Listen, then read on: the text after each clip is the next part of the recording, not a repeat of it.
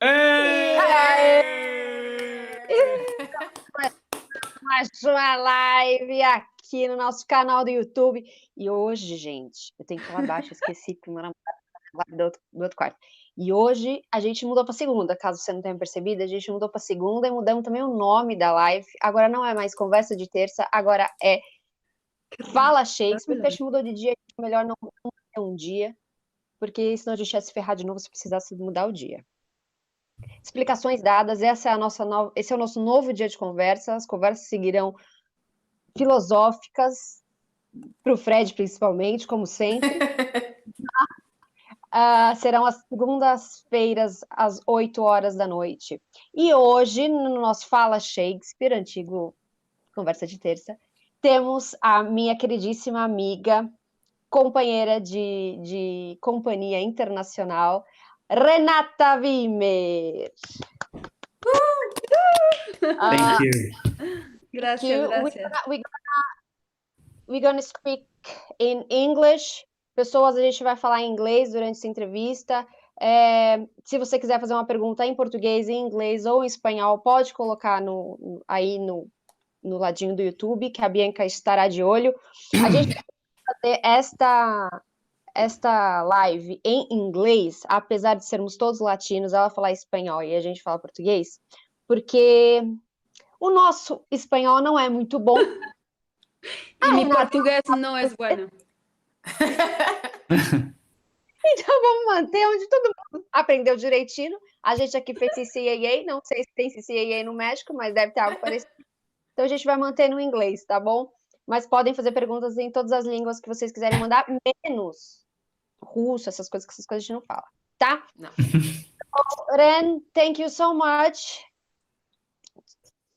to accept our invitation to be here. I'm really, really happy. And today we're going to talk about Shakespeare in Mexico. Because you have a lot of experience when we're talking about it, right? But first, I want you to introduce yourself. Tell us a little bit about your professional life, your career, and of course, about Shakespeare. Okay, thank you for inviting me. Gracias por invitarme. So, for the Mexican audience, I'm going to speak in English. Voy a hablar en inglés porque no hablo portugués y ellos no hablan tanto español. Pero bueno, queremos honrar nuestra lengua y que somos latinos. Yeah, so, okay, I'm a performing artist. I was born in Mexico City. I've been working, oh my God, it's been like almost 20 years of career. Jesus. I started as doing circus and dance, and I've been like exploring different fields, also music.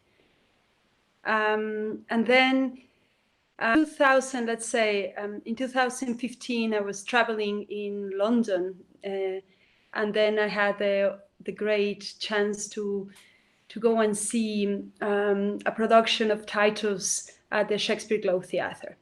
And of course, all the theatre makers around the world, we know about Shakespeare, right? But that was the first moment of my life that I was, having a direct experience with a classical text, like that I was hearing and listening to the words, the exactly words of Shakespeare. And I had such a strong experience. My heart was like, boom, like, what is this? I wasn't keen to classicals before so much. I was more like doing physical theater and like buto and dance. And I was more like an outsider, not so interested in the text, but more like, experimenting in other areas of the performing arts. At that moment, something shifted completely in my life. And I was like, oh my God, what is this? And even I don't feel my English is not perfect at all. And in that moment, I could understand almost everything. So I was like, oh my God, I understand Shakespeare. What the hell is this possible? And the energy of the company and that spaceship that is the globe. Oh, mother globe. Oh my God, that's place and the exchange with the audience, the amount of energy, that direct experience of, you know, theater and like, no, you know, fourth wall, you know, we are being trained with fourth wall, and suddenly it was like, there is nothing, just the actor like naked and just like with his entire energy and voice. And so I was like, okay, this is something. I just need to find out what the hell is going on here and what is this company. And so because we are Latins, right? We are like, and we take risks. That's a good quality about Latins. And so I was like, I'm gonna find out how to get in that company. And so I found out about this program called the International Fellowship. And then I did my audition. I was fucking terrified when I got in because I didn't have a proper training in English with Shakespeare. Like, you know, I remember I did the prologue of Henry V, like, all the world's a stage and all the men. Oh. I know, I'm. Oh no, it's as you like it. As you like That's it. as you like it. Oh my God. Yeah. No, you did Henry the V after that. Yeah. The prologue is That's- "Oh for a Muse of Fire." Wait. Oh, for a muse of fire that would ascend the brightest heaven of invention, a kingdom for a stage, you know, a princess to act, and monarchs to behold the swelling scene. And I was like, I think the guys saw me, this Mexican girl, like so excited, like doing, you know, like, wow, you know, like I did the best audition. Like they said, oh my God, this girl is like, she loves this. And so, yeah, so I got in, and since then, Carol knows, I have been dedicating my life, not my entire life, but a huge part of my professional life to this incredible author, and doing as a producer, as a director, as an actress. And in a moment I said like, oh, but I just want to do Shakespeare and I want to play all the characters and I want to do everything. And one of the things I feel so happy about is that I started meeting what I call like the international family, the lovers of Shakespeare. And doesn't matter where you're coming from, what kind of training you have been involved as an actor, even if you are from New Zealand, Australia, you're coming from Argentina, I've been in different communities like that they love Shakespeare. And there is something that is like, okay, we love the same guy, you know? And so you have like, you know, a feeling of family. And that's been amazing for me to find a global family, people where that I can share my passion with. And so that's, you know, that's, you know, I wanted to synthesize a little bit how my Shakespeare encountered me. It wasn't planned at all, this love affair. I had other love affairs, and he's like, I'm here, and even my boyfriend knows. I'm like, I'm sorry, guy. You know, this is my husband, and you know, he's my husband, and you know, let me. That's fine. So yeah. True love, So, true yeah. love. Yes. But So you also bringing yeah.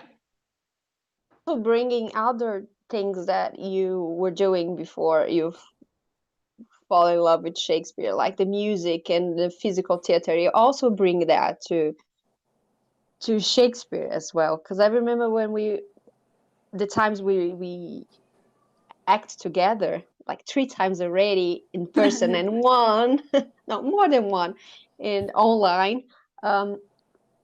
I remember you were very, very physical. Everything was very physical, like a body. I was like, what the hell? How did Renata does it? Because she's all physical. I don't have the body for it. I don't have like the lungs for it. I can't breathe like that. And you also brought music for every single production that we were doing. You played the cello, right?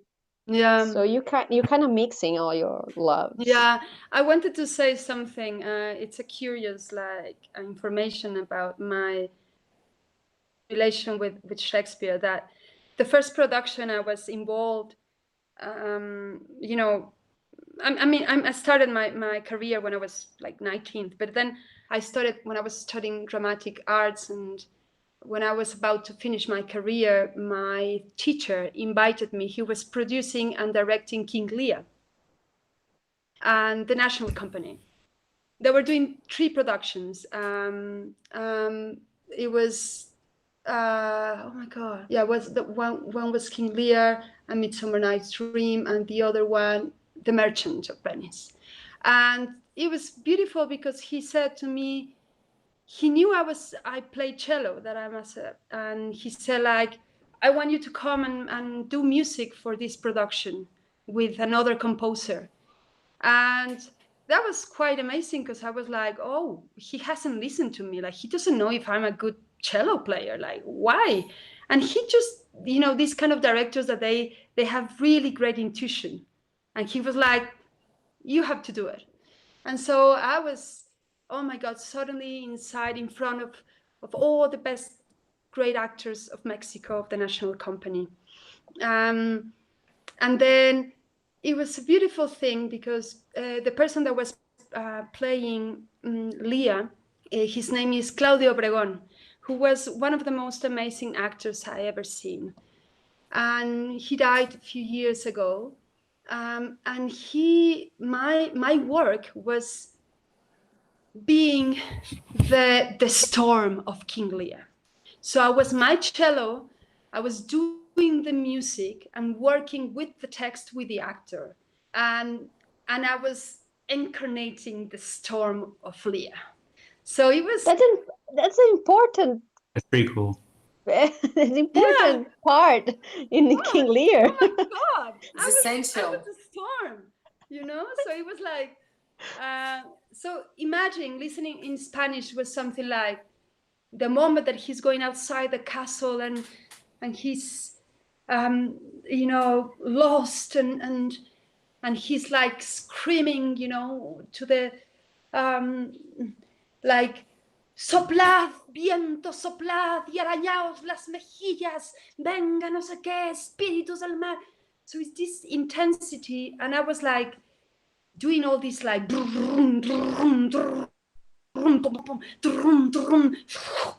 playing with the cello and giving him like this. It was this conversation with the words of Shakespeare. I had no idea that in the many years after, I was going to work with Shakespeare as an actress, and that I was going to be so involved with his literature. In that moment, I was just playing music, but I love to work making music for actors. Like, that was when you make a conversation with sound and words, like creating a sound system of words and sound and poetry. So that's something that I always keep in my heart as a memory, beautiful memory. And I was like, oh my God, incredible actors, really beautiful actors. And it was, I remember that. That was my first encounter. And then I was playing a fairy in, Midsummer Night's Dream, and I had just one line, and my mother was like, oh my God, this is amazing. I was like, it's just one fucking line, Your mom's great. It doesn't matter to moms, right? No. It doesn't matter. Never. Then it's like one line, one breath. It's like, oh my God. Oh my You're Meryl Streep. Best actress Yes. ever. My daughter. I gave birth to Meryl Streep. So, Ren, which play was your first Shakespeare's play? Yeah, I think that was it. I mean, oh my God, I don't remember if I did Shakespeare in, no, I don't think in high school, things like that. We didn't have any Shakespeare in high schools. Romeo and Juliet, I don't think so. I wasn't never so keen to Romeo and Juliet. I think that was my first professional Shakespeare. King Lear and the fairy at Midsummer Night's Dream. Yeah. Pretty cool. And then you went to the Globe in 2015. Yeah, and then I went to the Globe. I had no idea I was going to to be in love with classics. Not at all. I was not connected with classical literature, and now I'm so passionate about it. Yeah. And Renata, how is it the Shakespeare scene, as I may say so, in Mexico, especially Mexico City, which is so big? How is it? Is it big or not? Yeah, I mean, compared to London or something like that? Well, yeah, comparing with London, we don't have like a national company that dedicates all his work to Shakespeare. I would love to, if I had the money, I would love to be the first, stable company that will produce, a play per year or 2 plays per year just on Shakespeare. Yeah. But we had the theater scene in Mexico. I believe we had really talented people, and we have amazing directors, amazing, costume designers, good actors, and good, light designers and stage designers. I feel we are not, my impression about theater in Mexico is that we are very conservative type of we do a conservative type of theater, more like classical. If you compare it, for example, with Argentina, they have like really, they like so much to experiment, like different styles and things, and they are more avant-garde in that sense, like when you speak about theater itself. But so in Mexico, we have a good tradition. You can find good actors. The national company has done many productions on Shakespeare. They did actually a few years ago. A big production went to the Globe, directed by a director called Hugo Ravillaga, and they had like a really great success. And we have, there was like, I think last year, a production of Hamlet made by the national company. But the most interesting thing on Shakespeare, I've seen in the past 2 years probably, small productions, like very independent companies, or let me speak about 3 or 4 productions. One will be Mendoza, which is a production directed by a very young director whose name is Juan Carrillo. And his company is called Los Colochos Teatro. They have won many awards with that production, and it's called Mendoza. And it's an adaptation of Macbeth during the Mexican Revolution, and mixed with some words and literature of Juan Rulfo, which is one of our greatest writers. It's an amazing work, and they went to Spain and and many countries, and that's something that, wow, it was like, oh my God, how can you imagine a Macbeth like that? And they did an amazing work. So interesting. Do you know? Yeah, I do know. I do know the Scottish play. No, I do they- not they know have this production, something but I with- do know the Scottish play. I Yeah. do know a lot. Yeah, okay, okay. Yes. Let me Very- tell you So you why, have to- Renata. Very, Yeah. very, They very, don't like very, to say. very intimate of this play. Oh, because you are like you don't want to mention Macbeth. They are Oh, yeah. superstitious. Oh, Yeah, yeah. they are. Oh, The definitely. Scottish play. But Well, Definitely. don't Actually- worry. I yeah, always actually say we do it. the same in Mexico, but that superstition is just if you are inside a theater. Yeah, I thought that Yeah. as well. I thought Yeah. that as well. And I was like, I don't give a No, damn. just if you're inside You a know? theater. If you're Yeah. outside the Yeah. Yeah, but no, Macbeth. it's not. It's like it takes over even if you're outside a theater. It's just I don't like it. But anyways, cool. Oh, yeah. Can I now read that we're a speaking- comment? I don't want to interrupt you, but we have a comment.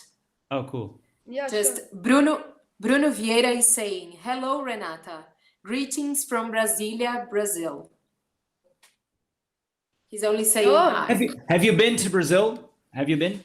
No, Carol hasn't invited me yet. Oh. Actually, we were about when we were doing our first production of the International Actors Ensemble, we were gonna do a big tour beginning in Brazil and then coming to Mexico, and then suddenly the political situation in Brazil, Yes. just like Yeah. collapsed. And then suddenly it was like, Carol, hello, so we are not doing the tour here, so we have to do everything in Mexico. We're like, what? So I hope one day I will go. And there are some few actors that they are from Brazil in Mexico, very well-known actors, that especially Clarissa Maleiros, some people that they are from Brazil and they've been living in Mexico for a long time, and they are very beloved like actors and theater makers. So we have some connections. Yeah. Cool. So Amazing. Can I ask a question? I don't know if you Yeah, want sure. to talk a little bit more about Shakespeare in general, but I would love to hear from you about translations. We talk about this all the time here in the channel and also on our Instagram, because we have this thing, it's hard to translate Shakespeare to Portuguese. And we have all kinds of translations here, depending on who is doing Yeah. it. And I want to know, how is it in Spanish, if you have the same question? I think you have. And how is the scene? How you see the translations of Shakespeare in Spanish? Oh my God. Yeah, that's a very intense subject and beautiful. We are lucky in a sense that we have one of the best translators for Shakespeare in Spanish, that he's from Mexico, and his name is Alfredo Michel Modenesi, and he belongs to the the group of the most great Shakespearean of the Shakespeareans, that he travels to, like Stratford and this. And so it's very exquisite, how, and he's from Mexico. So he does, we are good friends. So anyway, because most of the translations we had before him, or they're like very good Spanish translators, like Pujante, for example, but they are very, let's say, like Mexicans, we don't speak as Spanish. It's a different thing. When you receive a translation that comes from Spain, people will say, oh, that's the same language. No, we speak very, very differently. And so most of the tradition comes from Spain, like the big translators, of classics. So I think it's each director works in a different way.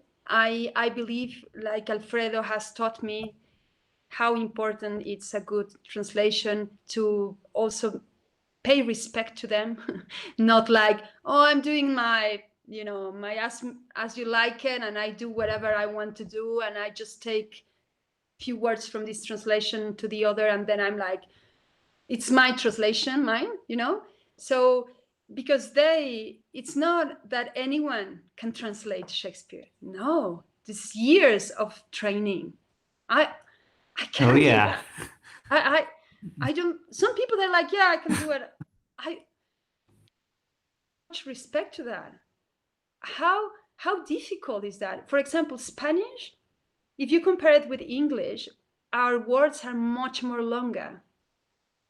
So for verse and for rhythm, it gets so complicated.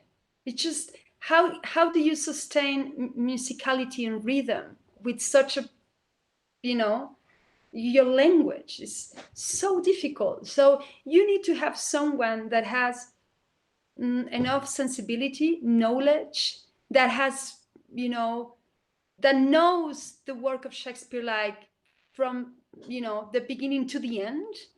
That it's not like, oh, I'm just translating this. He needs to know who's Shakespeare, everything. It's just he has spent, you know, all his life on that. It's a speciality, you know. So I'm amazed when people are, you know, like jumping into something that I will do it. I will do my own translation because I don't want to pay, you know.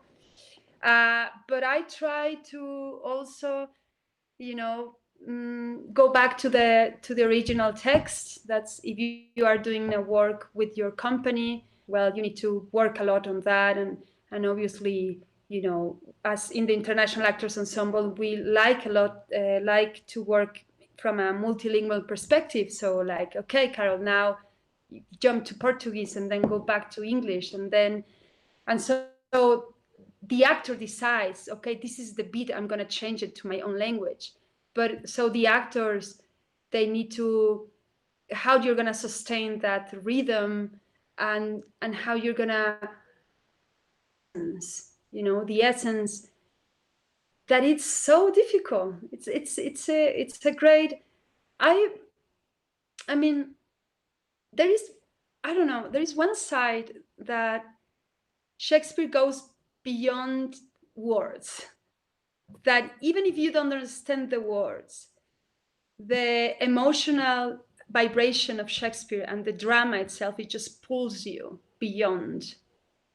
But there is one other side, that it's the beauty of his words. And if you are able to just plunge into it, oh my God, it's so exciting. And so who can translate that? Just someone that has enough sensibility. And so you need to find out in your own country and work. If you have the money, I don't know how it works in Brazil. Here, if you want to pay, you know, you ask Alfredo, okay, can you help me with this play? Yes, you need money. I mean, you know, he's a professional.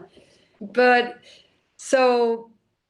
it's worth it, because then the play, I've seen productions with good actors, but with a really bad translation, and I'm going to say something, it sucks. There's nothing worse.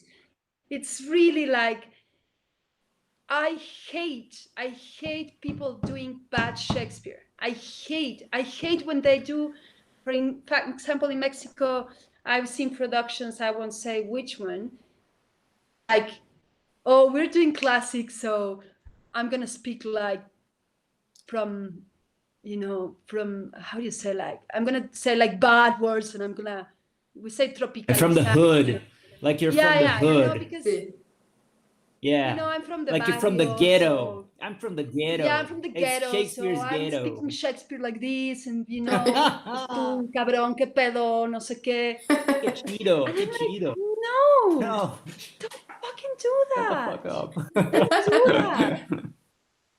Or people that just like, I'm gonna put my own words next to Shakespeare, like I'm just gonna, you know, bring my own stuff there without paying any. I'm not saying like you shouldn't play with him, but just use the text as like, and I've seen the most horrible things people they do with the text. I'm like, how can you cut such an amazing monologue. You can't destroy that monologue. You can't. You can adapt, but don't destroy that monologue, please. Don't do it. I feel like, oh my God, what am I doing? Like you paid So for I this, suffer. right? You're there and you paid for the ticket and you're like, Yeah. okay, I've seen everything those sucks, things. but the monologue is coming and I'm gonna love it. And then, yeah, so Hamlet And is then it about to say sucks his as well. the best monologue, and the monologue is like, they just, Oh, and you're shit. like, oh my God. Yeah, I feel. So you can see, a variety, it's a crazy thing. And because it's a classic, people, they do the most weird things with him, and the most horrible things, and the most amazing things, but also horrible productions. You can see things that I'm sometimes I laugh and I say, like, a lot of talent to do a very bad Shakespeare, because he's such a genius. He's such a genius that if you just say the words, you can just do it. It's gonna be That's it. great. The story is there. Just play it. If you destroy it, it's because you are so talented. Like, how are you gonna destroy that? And it's like, oh yeah, because I'm gonna do whatever I want with this, and then so it requires a great effort to destroy a Shakespeare. So Ren, talking about, you said, don't cut the monologue. How long is a Shakespeare's play in Mexico? Because here in Brazil, we don't see plays for, like, I don't know, 3 hours, 2 hours. So people cut a lot of Shakespeare. Yeah, here in Brazil, I don't know if that's what you're trying to say, Carol, but it's like I don't know. There's something going on in the theater in Brazil that people think that the play must just be an hour long. Yeah. Oh, how weird. Or an hour and a half. Some crazy, I don't know, I don't know. It Wow. boggles my mind that That something. seems so interesting. Yeah, it's so weird, but all around the country, Oh, people, when do theater, they're like, okay, this has to be 1 hour long. wow. And it's like, why? No, it has to be an hour long. People will not sustain more than 1 hour.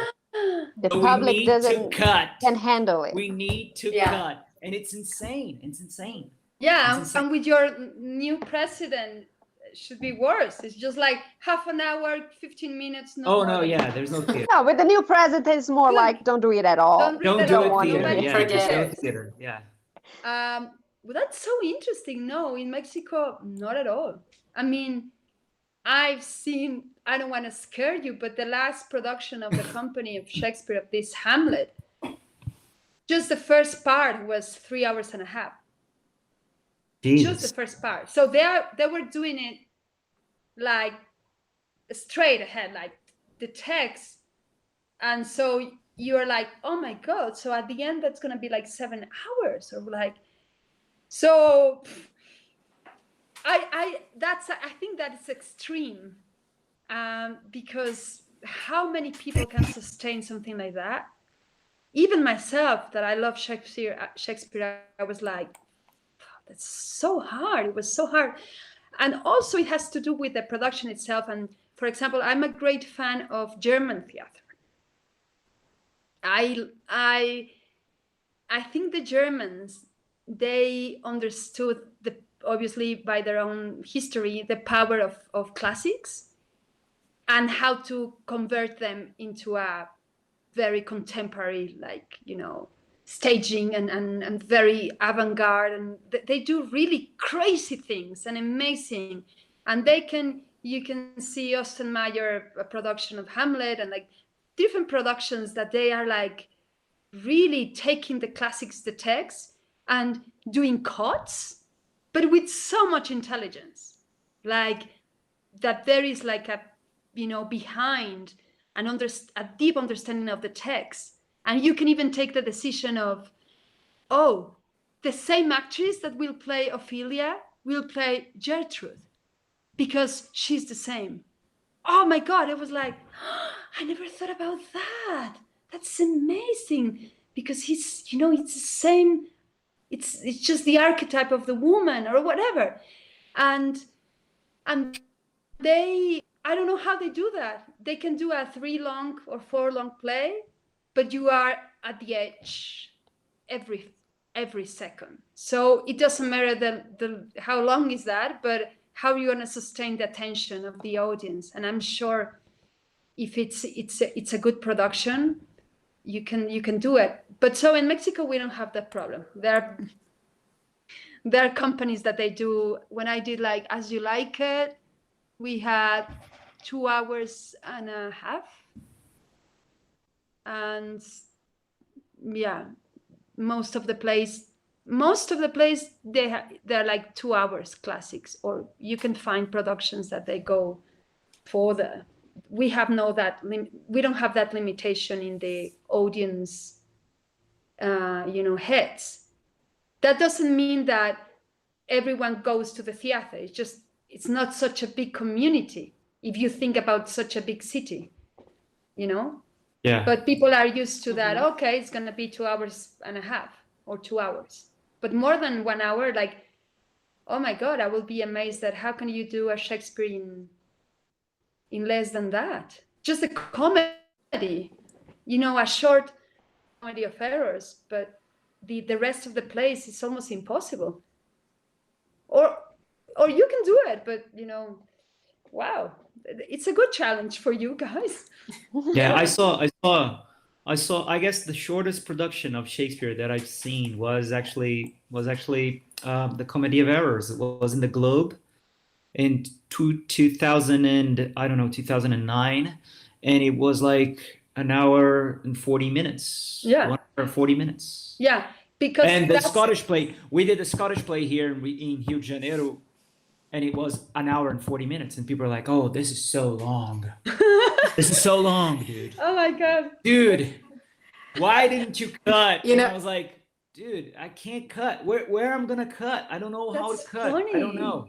You know, it's like, so it was 1 hour 40, 1 hour and 40 minutes. The Scottish play. Oh no. Yeah, You should ask one of the. Sorry, go ahead, Bianca. No. Please continue. No, you should. The last director of the National Company, who is a very well-known director, he directs mostly Brecht, like, and many. He's done many productions. Oof. And Botter Strauss, and he's done productions of 5 hours, 6 hours. Yeah. Like, oh my God, like my mother's like, I'm not gonna go there. Like, don't invite me. Yeah, it's the ascension of Like, no, the ascension I of can't the do that. Third Reich from Brecht. It's like so long. So he had no. So long. Yeah, and so, but without any bad feeling. Like, my play is 5 hours. That's it. Like, if you Just want to deal with come, it. you Okay. come. If I you don't love want to it. see it, you don't see it. Yes. So you should just do that. You wanna come. If not, like, Right. don't, you know, we have to do like that as theater makers, just like break that, I'm gonna say, like, that silly thing, like theater should be 1 hour. Like, who said that? Like, Oh, yeah. no, Yeah. guys, Exactly. fuck off, you know, like, no, we do this is the theater we do, and we are happy you're welcome to join this experience. But if not, we can't do it. This is the work we do. And if I'm you just- think about it, it's like, I'm just gonna give it to you, one of the greatest authors, like one of the greatest playwrights of all time. And I'm gonna take you 2 hours of your life to see that, just 2 hours, and you're like, oh no, that's too much. Yeah. I just want 1 hour. You know? Yeah, and we need to love the you know, they are our teachers, you know. Yeah.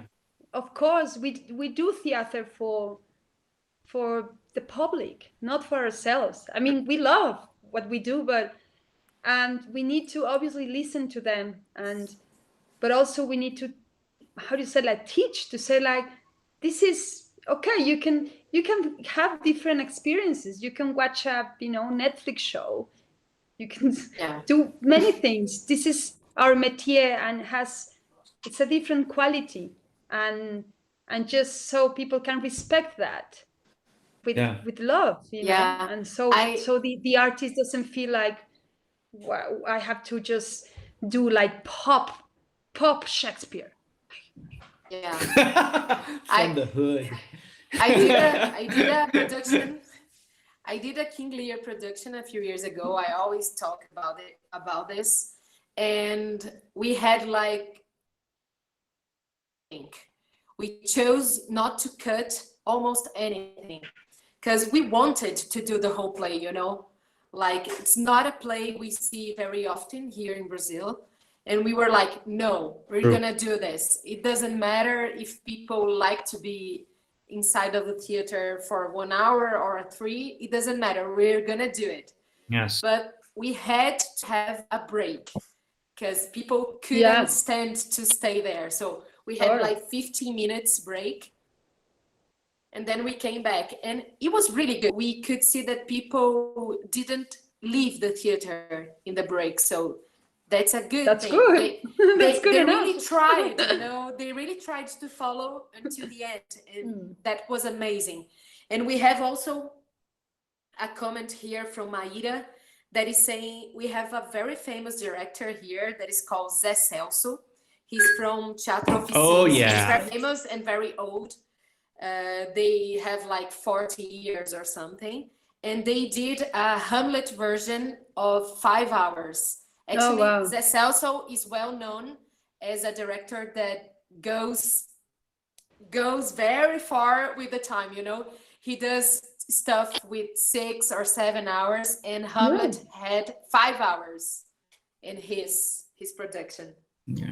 Yeah, and at the same time, because you will never ask Tarkovsky, like, why did your cinema is such long films? I'm Tarkovsky, This stalker's too long. This is the work I do, but also I know that the things, in the last 10 years, everything is getting faster, and so the theater makers, we also have to adapt ourselves. That people are, in contact with so much information and visuals and things, and Netflix, series, and it's not the same rhythm.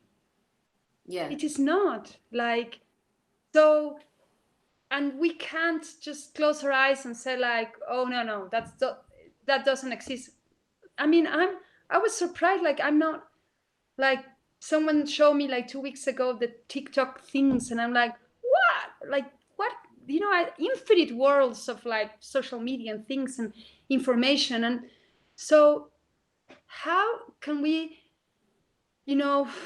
keep doing our métier and more in these times, so difficult times? And I also think that theater has like this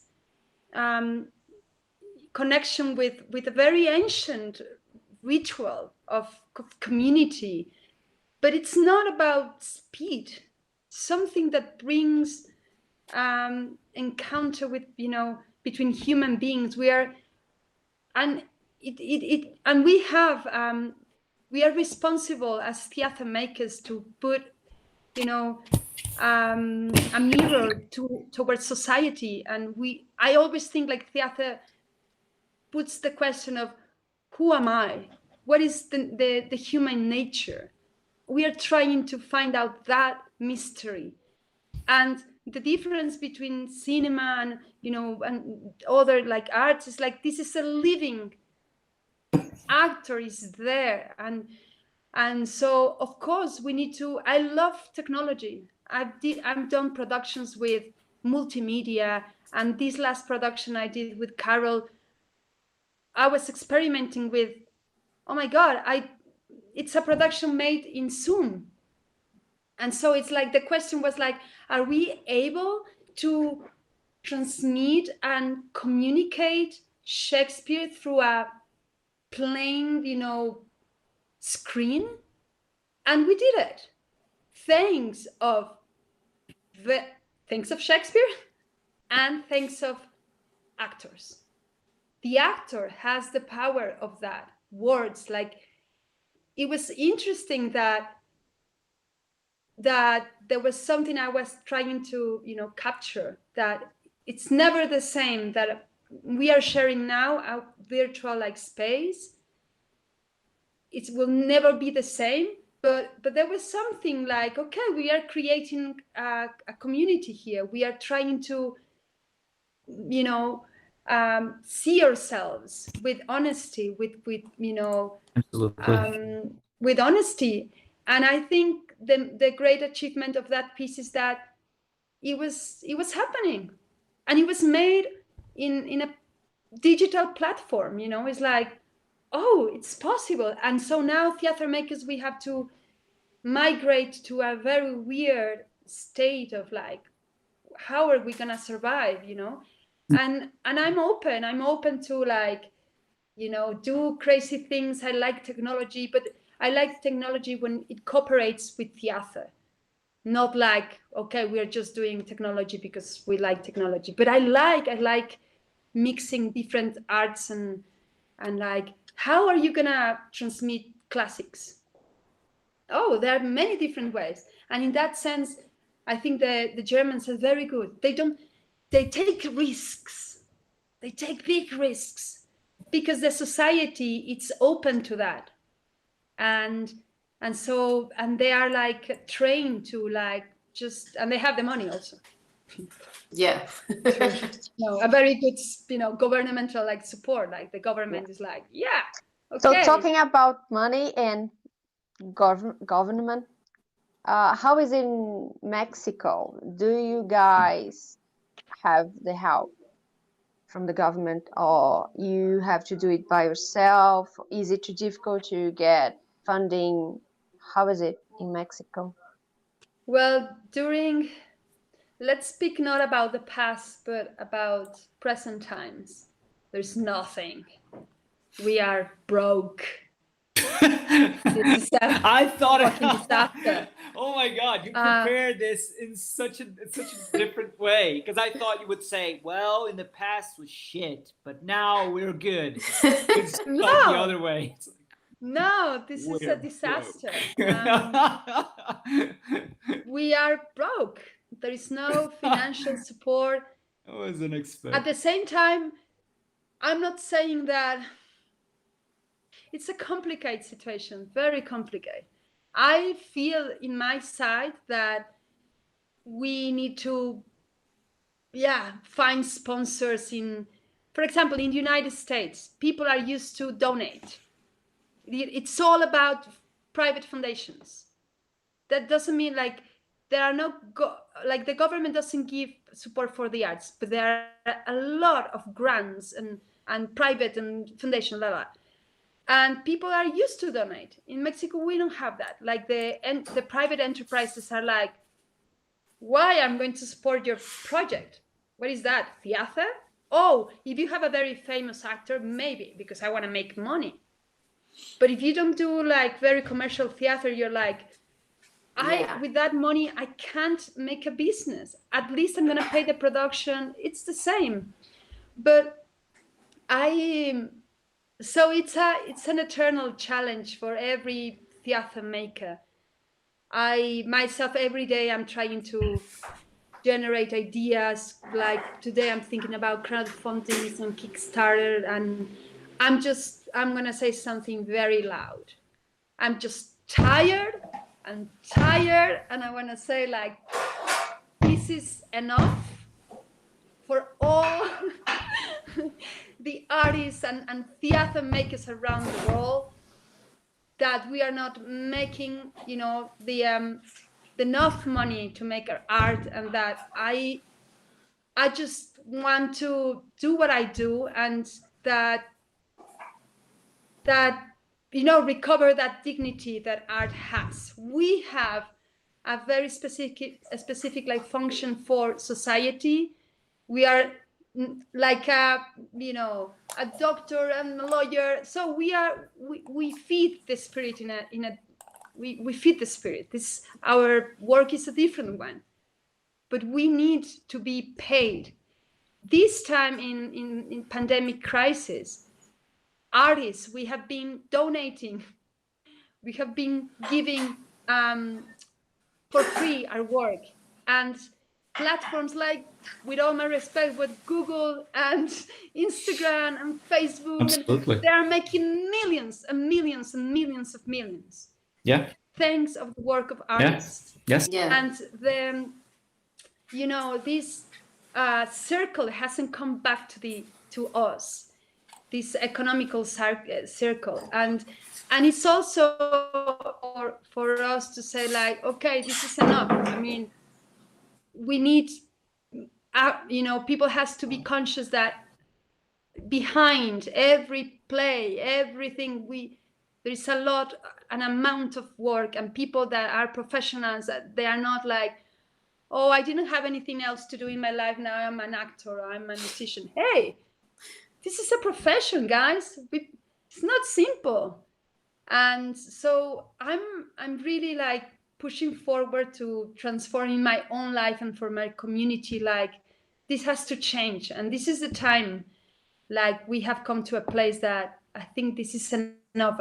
But it's a shifting, it's a mindset in society, and for Latins, it's a mindset of like, well, you're an artist, so just you are just, yeah, you can't make a life as an artist unless you are famous or something like that, and so I'm really, so the money, I don't know, I'm every day asking myself how.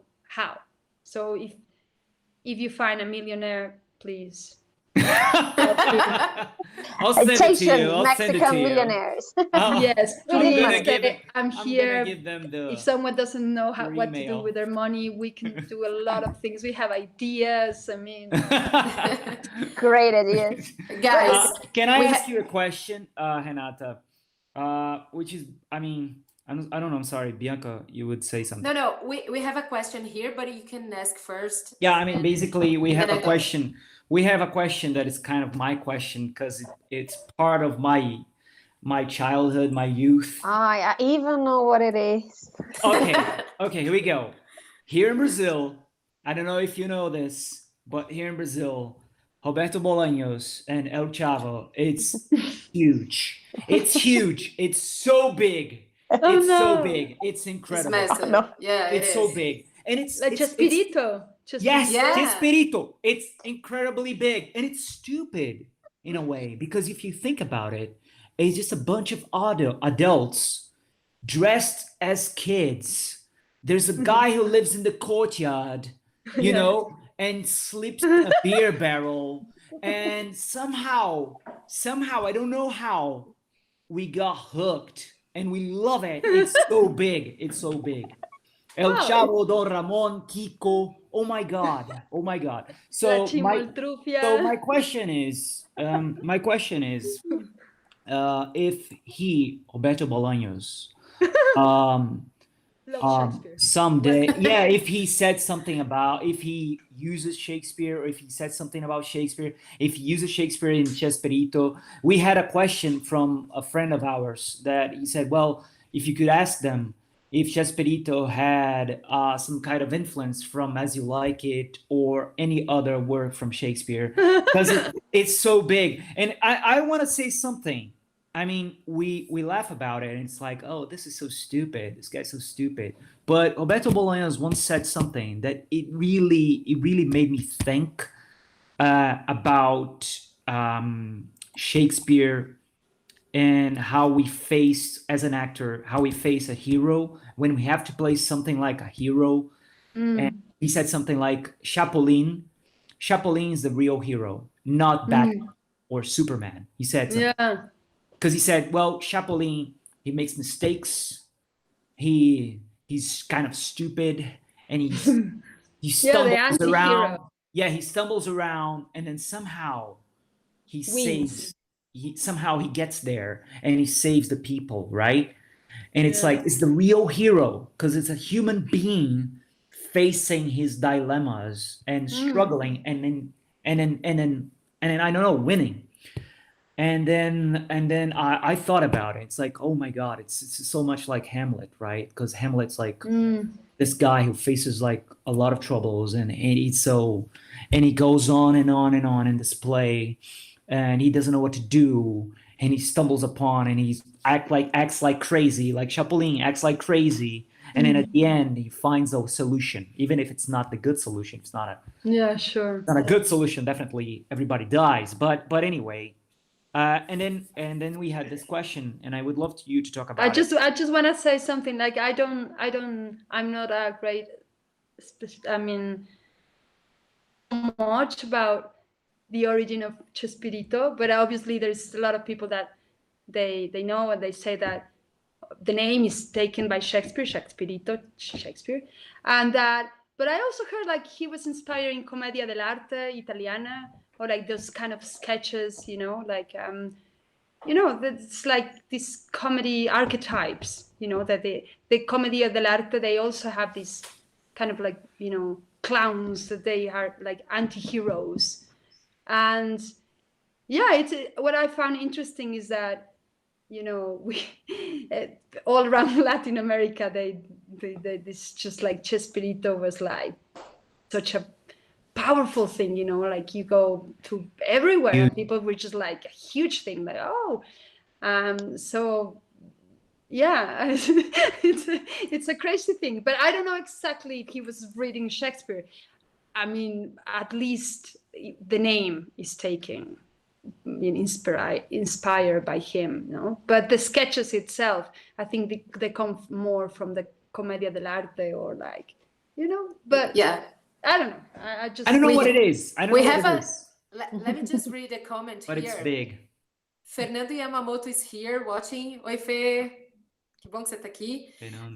And he's commenting that the question in Chavo del Ocho, or Chaves for us, is that it brings the essence of clown work and also popular theater.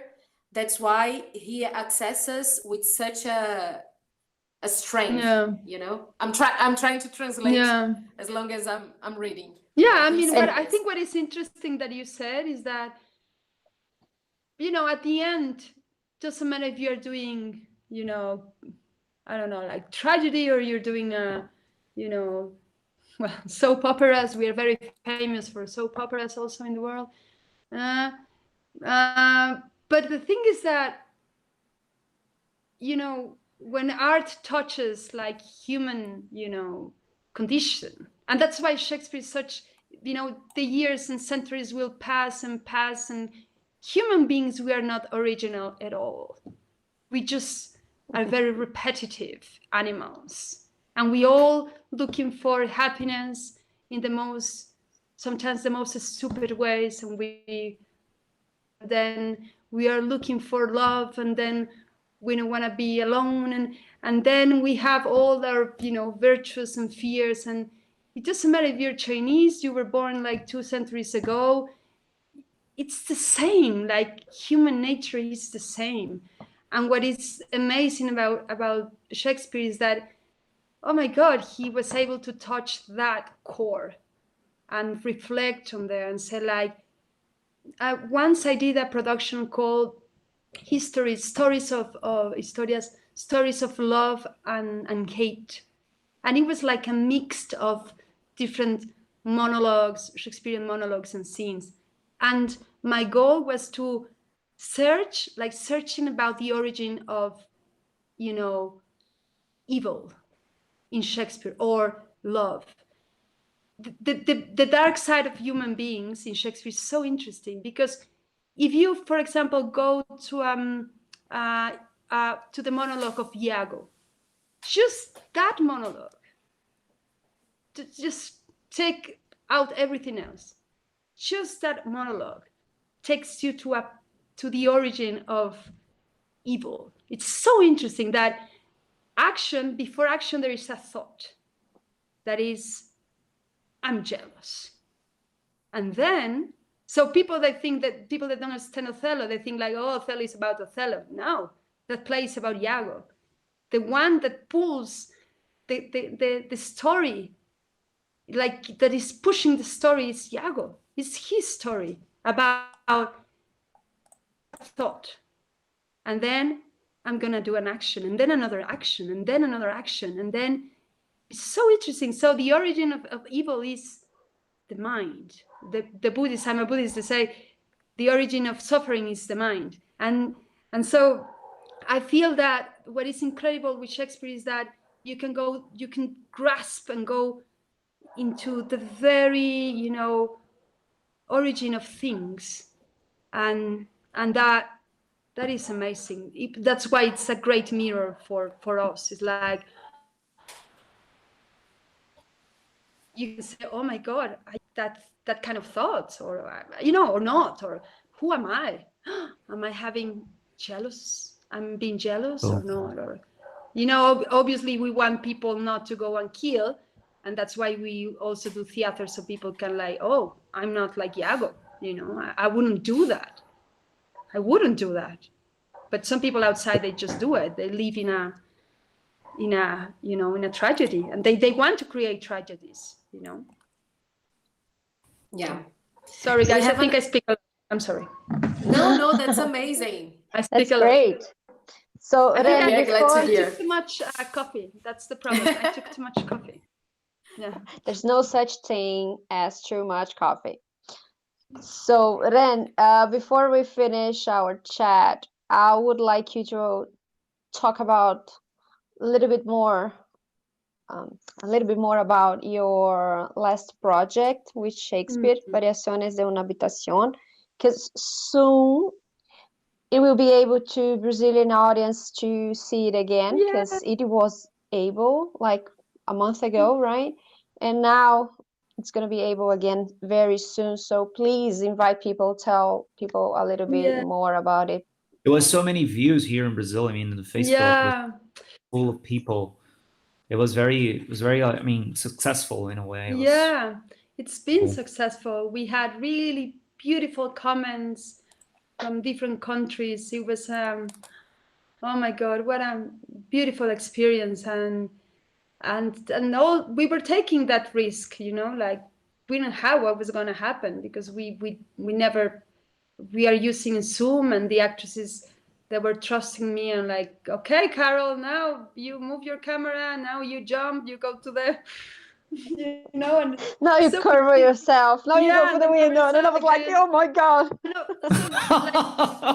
I love to have like I want to do a live session with the actresses about speaking their experience, about this process. It would be really nice, because some of them, like Carol, she could move very easily with her cell phone, but some actresses that have actresses from different generations, so their actresses were like, what, I'm acting and at the same time I have to move my computer and my device and my iPad. I'm like, yes, you have to do everything at the same time, because what is interesting is that we're creating something that is unusual, because it's not cinema, it's not theater, it's a different narrative, but the core was Shakespeare. The core was like the female characters of Shakespeare, which are amazing, and it's such a deep and beautiful ocean of knowledge and inspiration, and I just love that. I mean, we were just taking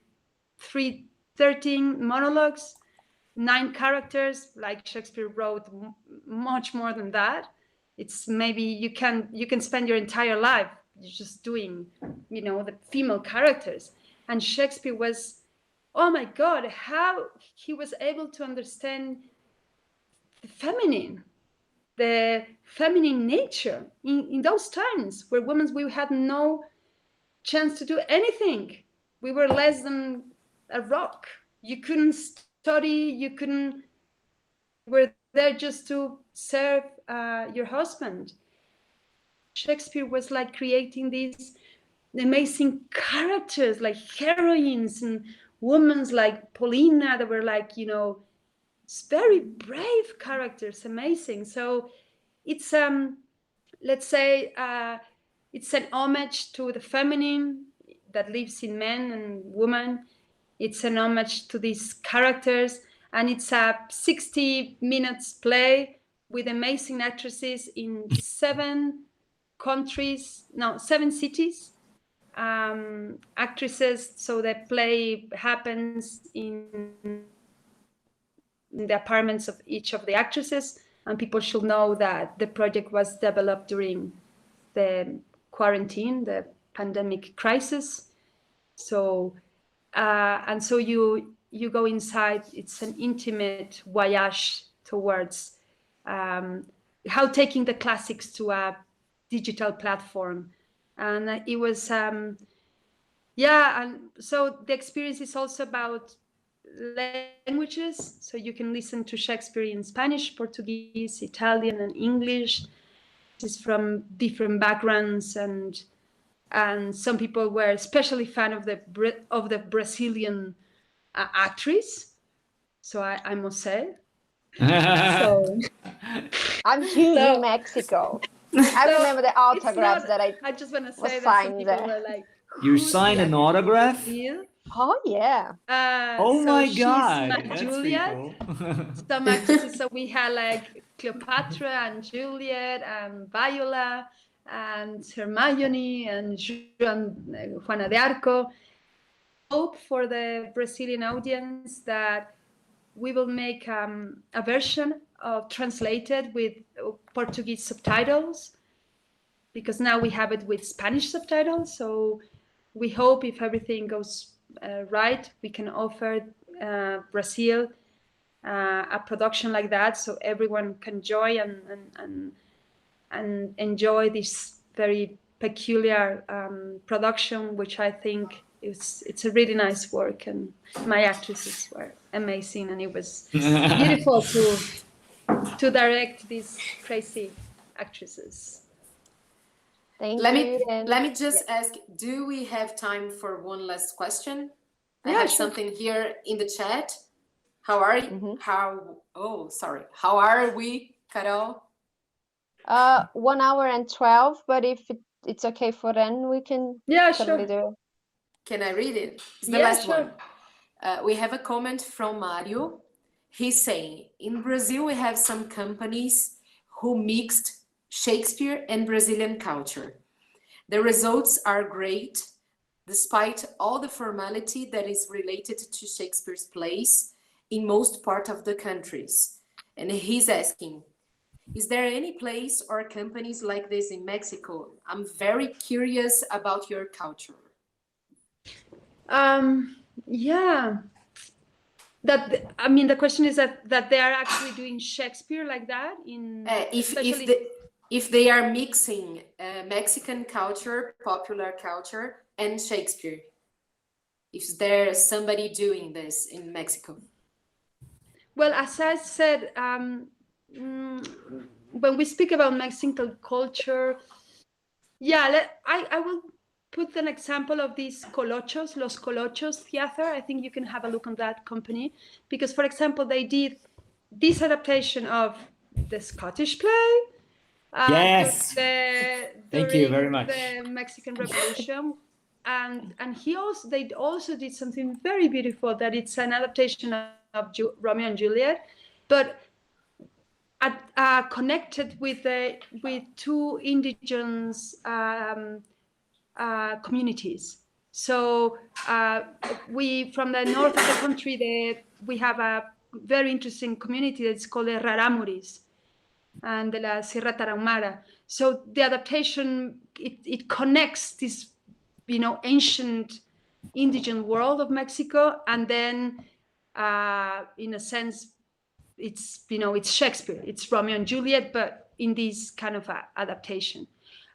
So that's the thing I can recommend, like something that I feel it's a very good work in that sense, that has a really nice balance between bringing what is something that is really Mexican, and also paying homage to the text, and not doing whatever you want to do with Shakespeare. That's the only thing with respect, and then putting your your own culture. Yeah. Sure. Amazing. Good. So, people, we're gonna put all those names that she said during this live. We're gonna put on na descrição. I don't know why I'm speaking English. Description. So, pessoas, a gente vai colocar todos esses nomes na descrição do vídeo que ela falou aqui na live. A gente vai botar na descrição do vídeo. So, pra vocês. Ai, meu Deus, minha cabeça. Pra vocês procurarem depois, tá bom? You see what happens then. Every time, I'm speaking Portuguese and English at the same time. Every time that we are together, I mix all the languages. You see. Ni modo. Así es, Carol. Portuguese and English, but not Spanish. I'm sorry, but maybe next time I'll learn some Spanish so I can talk to you in your own language. Sí, claro. So, thank you, guys. I Thank you just so wanted to much, say Renata. something that is interesting, that we also have a globe container, like a type of like globe type of theater in Mexico that belongs to the national company. And I've Really? been, yeah, we have, actually we have Is it in two. Mexico City? Yeah, it's now done, you know, stock in some place that nobody is using it, because you need a lot of money to just pull out that big container. And so you need a lot of money. And since the last years, 2 years, I've been trying to find sponsors to, you know, to use it and create a festival on Shakespeare. And there is another producer that did the same. And for 1 year, they were doing like a Shakespeare in the Park in a container. Awesome. And it was successful for 1 year, and the next year they didn't get the money. They didn't get any financial support. But there, I mean, that's a lot. Like for one city, it's like, wow, 2, you know, containers. Yeah. So we hope in the future do some collaborations with Brazil, and I hope that we will meet again in reality, in this other reality. Very soon, Okay. Ren. Very soon. Okay. Thank you, Renata. Thank you very much. Gracias. Thank you. Muchísimas gracias. Bye bye. Gracias por todo. Thank you, Ren. Obrigada a todo mundo que assistiu até agora, que mandou mensagem, que mandou pergunta, que não entendeu também e ficou acompanhando aqui. Depois a gente vai colocar a legenda para você assistir. E lembrando que as nossas datas no Shakespeare Brasil mudaram um pouco, né? A nossa agendinha mudou um pouco. Agora nossas conversas e nossos ensaios são sempre às segundas-feiras. Então, semana que vem, a segunda-feira, a gente vai ter ensaio com o Rodrigo ainda. O Ser ou Não Ser, Hamlet, e dessa vez quem vai penar sou eu, porque Fred e Bianca já penaram. E aí, na próxima segunda-feira, na outra segunda-feira, daqui a 15 dias, a gente tem mais um convidado. E os nossos Tomando Uma com o Shakespeare, que acontecem no nosso Instagram, mas era de segunda-feira, eram as segundas-feiras, as nossas segundas-feiras eram regadas a álcool. Mudou para sexta-feira, que eu acho que é um dia mais apropriado para encher a cara, não é mesmo? Então, essa sexta-feira agora teremos Tomando Uma com o Shakespeare lá no nosso Instagram. Não esqueçam de ir lá e conversar com a gente e tudo mais, porque eu não gosto de ficar sozinha conversando, né? O Fred é o único que tem gente para conversar normalmente. A Bianca também consegue umas pessoas para conversar. Não. Mas de resto, é isso, gente. Então, muito obrigada a quem assistiu. Ren, again, thank you so much. And people, guys, pessoas, bye. Gracias, Renata. Gracias a todos. Muchas gracias.